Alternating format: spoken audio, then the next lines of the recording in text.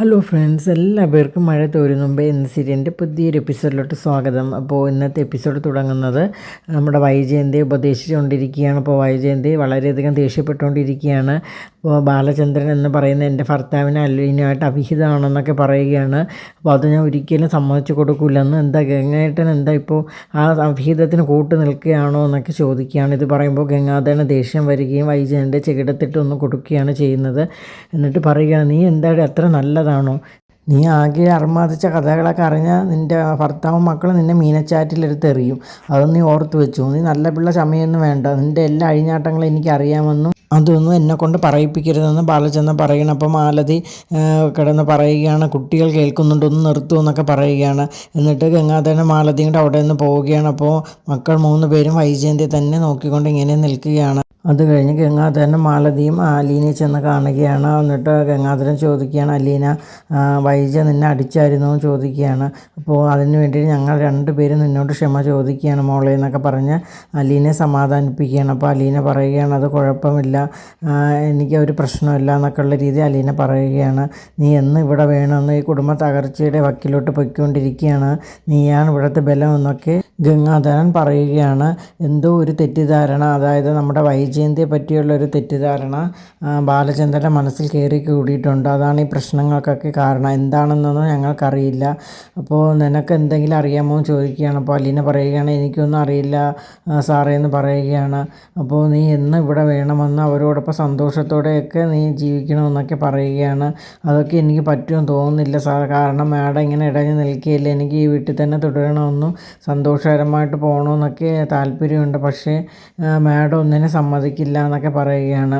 അപ്പോൾ നീ ഞങ്ങൾ പറയുന്നതും ബാലചന്ദ്രൻ പറയുന്നതും കേട്ടാൽ മതി, നീ മാഡത്തിൻ്റെ വാക്കുകളൊന്നും കേൾക്കണ്ടെന്ന് ഗംഗാധരൻ പറയുകയാണ്. അപ്പോൾ നീ ഞങ്ങൾ നിന്നെ കാണുന്നത് ബാലചന്ദ്രൻ്റെ വൈജയുടെ മൂത്ത മകളായിട്ടാണ് നീ കാണുന്ന. ഒരു ചേച്ചിയുടെ സ്ഥാനത്ത് നിന്ന് ഇവിടെ മറ്റു മക്കൾക്കെല്ലാം നീ നല്ലത് പറഞ്ഞു കൊടുക്കണം എന്ന് പറയുകയാണ്. അപ്പോൾ ഇതൊക്കെ കേൾക്കുമ്പോൾ അലീന അമ്പരൊക്കെയാണ്. ഇവർ സത്യങ്ങളെല്ലാം മനസ്സിലാക്കിയോ എന്നുള്ള രീതിയിൽ നിൽക്കുകയാണ്. അത് കഴിഞ്ഞ് മാലതി വന്ന് അലീനയെ ചേർത്ത് നിർത്തുകയാണ്. മോളെ, നീയാണ് ഈ വീട്ടിൻ്റെ ബലം എന്നുള്ള രീതിയിൽ അവളോട് സംസാരിക്കുകയാണ്. ഞങ്ങൾ ഇന്ന് തന്നെ പോകുമെന്നും നിൻ്റെ കയ്യിലാണ് ഈ കുടുംബം ഏൽപ്പിച്ചിട്ട് പോകുന്നതെന്നും പറഞ്ഞിട്ട് ഗംഗാധരനും മാലതിയും കൂടെ അപ്പുറത്തോട്ട് പോവുകയാണ്. അപ്പോൾ എന്നിട്ട് അവിടെ ചെന്നിട്ട് 3 മക്കളെയും വിളിച്ച് വരുത്തുകയാണ്. അതായത് കൃഷ്ണജിയും ബബിതയും രോഹിത്തിനെയും വിളിച്ച് വരുത്തുകയാണ്. അപ്പോൾ അലീനയും ഉണ്ട്. അപ്പോൾ എന്നിട്ട് അവരോട് ചില കാര്യങ്ങളൊക്കെ പറയുകയാണ്. അപ്പോൾ നിങ്ങളുടെ കുടുംബം എന്ന് പറയുന്ന ഒരു തകർച്ചയുടെ വക്കിൽ നിൽക്കുകയാണ്. അതിന് ഏറെക്കുറെ നിങ്ങളുടെ അമ്മയാണ് കാരണം. എന്തോ ചില തെറ്റിദ്ധാരണകൾ ബാലചന്ദ്രൻ്റെ മനസ്സിൽ കയറി കൂടിയിട്ടുണ്ട് വൈജയെപ്പറ്റി. അത് എന്തെങ്കിലും അതിനൊരു തീരുമാനമായാൽ മാത്രമേ നിങ്ങളുടെ കുടുംബം ഇനിയും പഴയ പോലെ ആകത്തുള്ളൂ. ഇപ്പോൾ ഇതൊരു യുദ്ധഭൂമിയെ മാറിയിരിക്കുകയാണ്. അപ്പോൾ നിങ്ങളൊന്നും കണ്ടില്ല കേട്ടില്ല നടിക്കുക. ബാലചന്ദ്രൻ അയാളുടേതായൊരു സ്വാതന്ത്ര്യം കൊടുക്കുക. അയാളുടെ മനസ്സിനേറ്റിരിക്കുന്ന മുറിവ് വലുതാണ്, അത് ഉണങ്ങാൻ കുറച്ച് സമയമെടുക്കും. അപ്പോൾ നിങ്ങളുടെ അമ്മയെ ഒന്ന് പറഞ്ഞ് സമാധാനിപ്പിച്ച് നിർത്തുക. അപ്പോൾ ബബിത പറയുന്നുണ്ട്, ഏറെക്കുറെ പ്രശ്നങ്ങൾ കാരണം ഇവളല്ലേ അലീന, അവൾ പോയെങ്കിൽ പകുതി പ്രശ്നം അമ്മയും അച്ഛനായിട്ടുള്ള തീരുമെന്നാണ് എൻ്റെ അഭിപ്രായം എന്ന് പറയുകയാണ്. പക്ഷേ അതിന് ബാലചന്ദ്രൻ സമ്മതിക്കേണ്ട, അയാളുടെ ഇഷ്ടത്തിനല്ലേ മുൻതൂക്കം കൊടുക്കുക. അലീന ഇവിടെ നിന്ന് പറഞ്ഞ് എന്താണ് പ്രശ്നം, എന്തെങ്കിലും അവളൊരു കുറവ് വരുത്തിയിട്ടുണ്ടോ? ഹോം നേഴ്സിൻ്റെ ജോലിക്ക് വന്നിട്ട് ആ കുട്ടി എന്തെല്ലാമാണ് ചെയ്യുന്നത്, വീട്ടിലെ കാര്യങ്ങളെല്ലാം നോക്കുന്നില്ലേ? അപ്പോൾ അതേപോലെ ഒരാളെ കിട്ടിയാൽ നല്ലതല്ലേ? പിന്നെ നിങ്ങൾ എന്തിനാണ് അലീനെ പറഞ്ഞയക്കണം എന്ന് പറയുന്നതിൻ്റെ ഒരു ആവശ്യമില്ല എന്ന് ഗംഗാധരൻ പറയുകയാണ്. അപ്പോൾ രോഹിതും പറയുകയാണ്, അമ്മയും അച്ഛനും തമ്മിൽ എന്തോ തെറ്റിദ്ധാരണയുടെ പ്രശ്നങ്ങളൊക്കെ ഉണ്ടെന്ന് നമുക്ക് മനസ്സിലായി, പക്ഷേ എന്താണെന്ന് നമുക്കറിയില്ല എന്നും പറയുകയാണ്.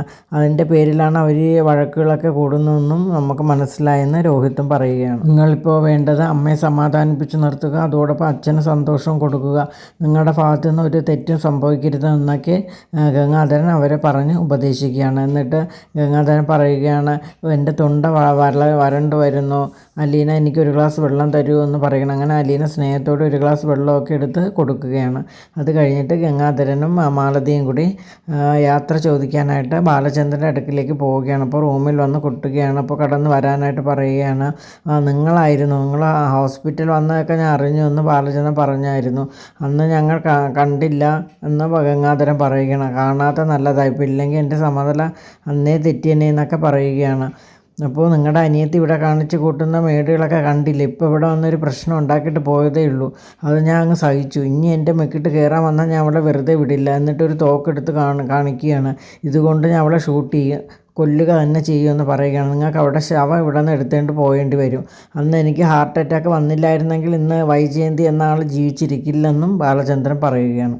ഗംഗാധരൻ പറയുന്നുണ്ട്, നമുക്ക് മനസ്സിലാവും ബാലചന്ദ്രൻ്റെ സിറ്റുവേഷൻസൊക്കെ, ബാലചന്ദ്രൻ ഏറ്റ മുറിവെല്ലാം നമുക്ക് മനസ്സിലാവും. പക്ഷേ അതൊക്കെ ഒന്ന് സമാധാനിപ്പിച്ച് നിർത്തിയല്ലേ പറ്റൂ. 3 കുട്ടികളുടെ കാര്യമെങ്കിലും ഓർക്കണ്ടേ എന്നൊക്കെ പറഞ്ഞ് നല്ല രീതിയിൽ ഉപദേശിക്കുകയാണ്. അപ്പോൾ വൈജി ഒരു കല്യാണത്തിന് മുമ്പ് ഒരു തെറ്റ് ചെയ്ത് സമ്മതിച്ചു. പക്ഷേ കല്യാണത്തിന് ശേഷം അവൾ നല്ല രീതിയിലല്ലേ നിങ്ങളോടൊപ്പം ജീവിച്ച് നിങ്ങളെ 3 മക്കളെയൊക്കെ പ്രസവിച്ച് നല്ല രീതിയിലൊരു കുടുംബിനിയായിട്ട് ജീവിക്കുകയല്ലേ എന്നൊക്കെ ബാലചന്ദ്രനോട് ചോദിക്കുകയാണ്. അവളും ഒത്തൊരു ജീവിതം എനിക്കില്ല, ഞാൻ ജീവിതം ഉപേക്ഷിച്ച് കഴിഞ്ഞു, ഇനി ഒരിക്കലും എൻ്റെ മരണം വരെ അവളുമായിട്ട് ഒരു സമ്പർക്കവും എനിക്കില്ലെന്ന് ബാലചന്ദ്രൻ അറുത്ത് മുറിച്ച് കണക്ക് പറയുകയാണ്. അപ്പോൾ മാലതി പറയുകയാണ്, അങ്ങനെയൊന്നും പറയരുത് ബാലചന്ദ്രൻ, ഇത്രയല്ലേ ഉള്ളൊരു ഭാര്യയല്ലേ, നിങ്ങളുടെ എല്ലാ കാര്യങ്ങളും നോക്കേണ്ടത് അവളല്ലേ. അപ്പോൾ ഈ സമയത്ത് അങ്ങനെ അവൾക്കൊരു തെറ്റ് പറ്റി, അത് വിവാഹത്തിന് മുമ്പല്ലേ, വിവാഹത്തിന് ശേഷമാണ് അങ്ങനെ തെറ്റ് പറ്റിയെങ്കിൽ നമുക്ക് സമ്മതിച്ച് കൊടുക്കേണ്ട ആവശ്യമില്ല എന്നുള്ള രീതിയിലൊക്കെ മാലതിയും പറയുകയാണ്. അപ്പോൾ ഇതെല്ലാം കേട്ട് ബാലചന്ദ്രൻ വളരെയധികം ദേഷ്യത്തിലിരിക്കുകയാണ്. എന്നിട്ട് ഗംഗാധരൻ പറയുകയാണ്, എന്തെങ്കിലും ഒരു ആവശ്യം ഉണ്ടെങ്കിൽ എന്നെ വിളിച്ചാൽ മതി, ഇല്ലെങ്കിൽ ഒരു മിസ് കോളെങ്കിലും ചെയ്താൽ മതി, ഞങ്ങൾ ഇന്ന് ഇവിടെ നിന്ന് പോവുകയാണെന്ന് പറഞ്ഞു. നിങ്ങൾ മിസ് കോൾ ചെയ്യണം, ഞാനോ നിങ്ങളോട് സഹായം ചോദിക്കണം, ഒരിക്കലും ഇല്ല, എൻ്റെ മരണം വരെ നിങ്ങളുടെ സഹായം എനിക്ക് വേണ്ടെന്നും ഇത്രയൊക്കെ ചെയ്ത് എന്നതിന് വളരെ നന്ദിയുണ്ടെന്നൊക്കെ പറയുകയാണ്. ബാലചന്ദ്രൻ സത്യങ്ങളൊക്കെ അറിഞ്ഞെന്നുള്ള കാര്യം ഞാൻ ഒരിക്കലും വൈജയന്തിയോട് പറഞ്ഞിട്ടില്ല. നിങ്ങൾ തമ്മിലുള്ള പ്രശ്നങ്ങൾ നിങ്ങൾ തന്നെ പറഞ്ഞു തീർക്കുന്നതായിരിക്കും നല്ലതെന്ന് ഗംഗാധരൻ പറയുകയാണ്. എന്നിട്ട് ബാലചന്ദ്രനോട് യാത്ര പറഞ്ഞിട്ട് അവർ രണ്ടുപേരും ഇറങ്ങുകയാണ്. കഴിഞ്ഞ് ഗംഗാധരന് മാലതിയായിട്ട് സംസാരിക്കുക. നമ്മൾ വിചാരിച്ച പോലെ നല്ല കാര്യങ്ങൾ, ഇപ്പോൾ വൈജയന്തിയുടെ ജീവിതം തകർന്നു നിൽക്കുകയാണ്, ഇനി എന്താണ് ഇതിനൊരു സൊല്യൂഷൻ എന്നുള്ള രീതിയിൽ ഗംഗാധരനും മാലതിയും ചിന്തിച്ചുകൊണ്ടിരിക്കുകയാണ്.